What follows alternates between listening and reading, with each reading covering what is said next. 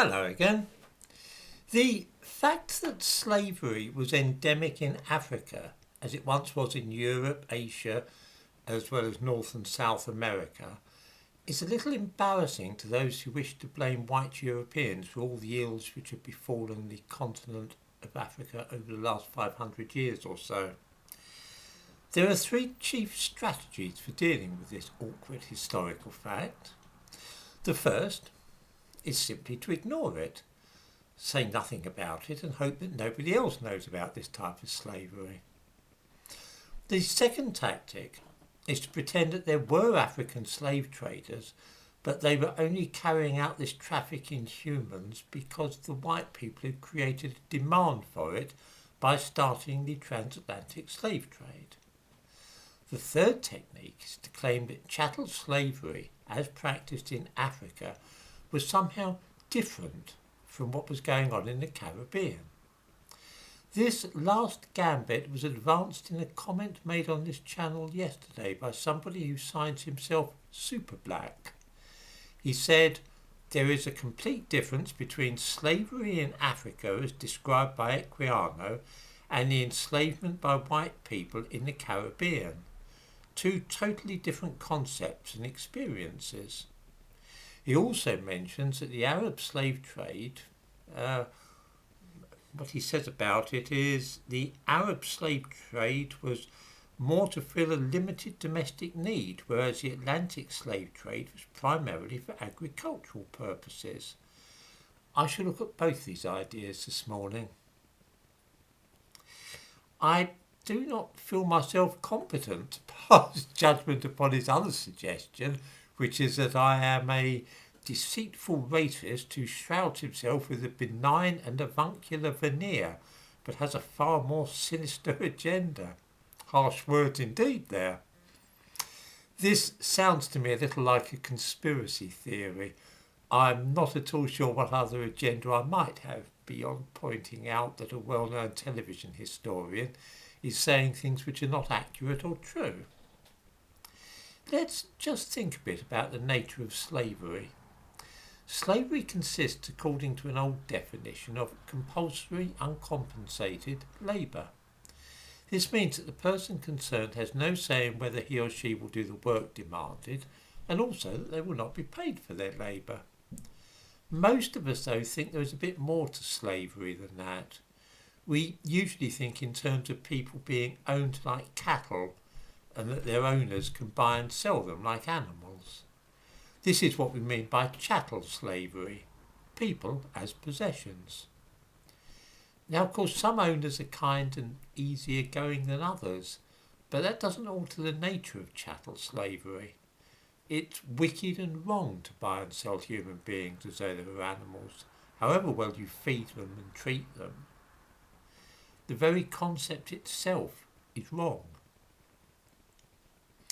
Bearing this in mind, what can we say about slavery in Africa as Olodo Equiano describes it?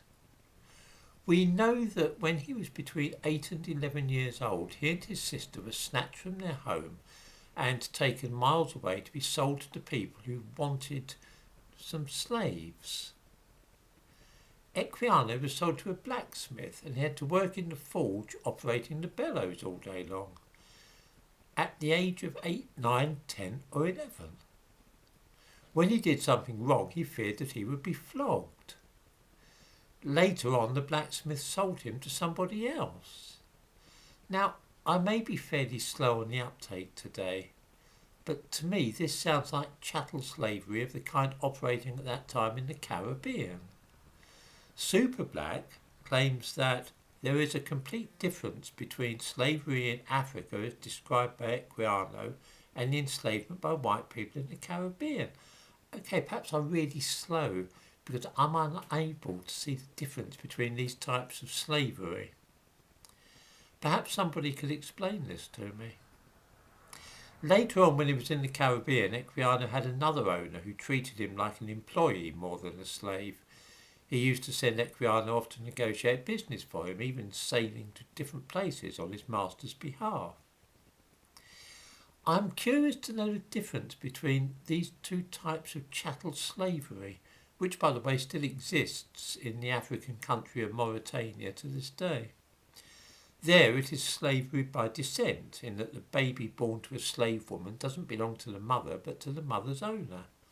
Slaves there usually eat and sleep with the animals and can be sold to others. In short, it's chattel slavery.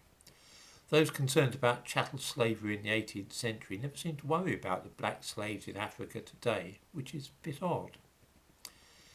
As for the idea expressed yesterday that the Arab slave trade was more to fill a limited domestic need, whereas the Atlantic slave trade was primarily for agricultural purposes, this is quite mad.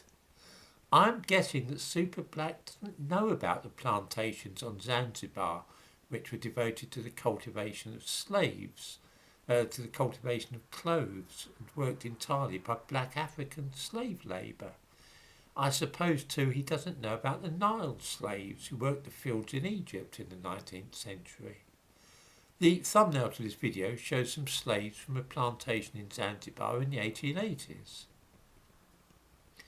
How this is any better than slaves on a plantation in the Caribbean, I really don't know. The problem is that people sometimes think that simply by making assertions such as slavery was different in Africa, it's enough to settle the case. Some white people are made uneasy by such a statement and do not wish to debate the topic with a black person in case they cause offence. I am happy, though, to discuss this with anybody of any colour. I'm afraid that calling me a racist with a sinister agenda will not have the effect of shutting me up at all. I will certainly try not to be quite so avuncular and benign, though, in future, since it evidently irritates some of those watching this channel. As for being deceitful, all I did was read out word for word what an historian had written about a book, and then read out parts of the book to point out the discrepancies. That sounds to me like the very opposite of deceit.